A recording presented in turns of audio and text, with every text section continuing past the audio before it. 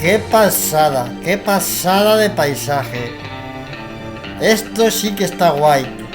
Qué curvas, esto es lo que a mí me gusta. Esto es naturaleza. Qué pasada, chicos, qué pasada, gente. Espero que os guste este video porque está despatarrar.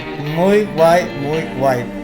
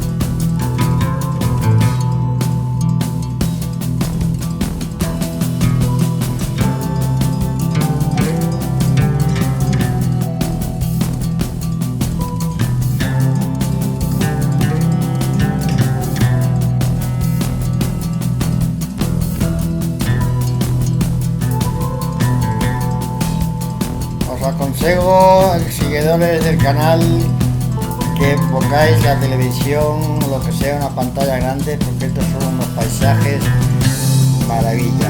Es unos paisajes de no olvidar. Una pasada. En pantalla grande esto se ve de película.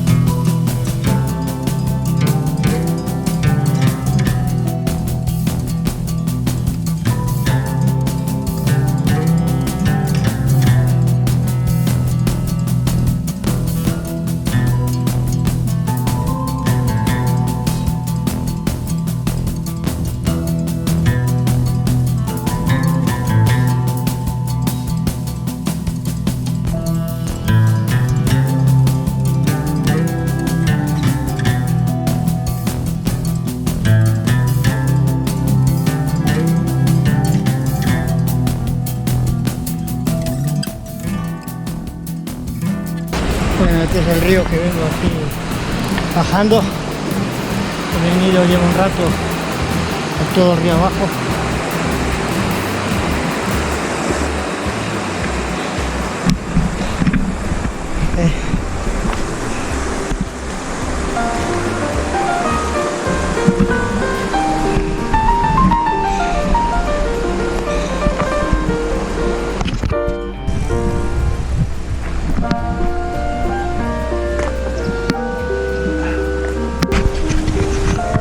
Estamos aquí descansando en la cueva.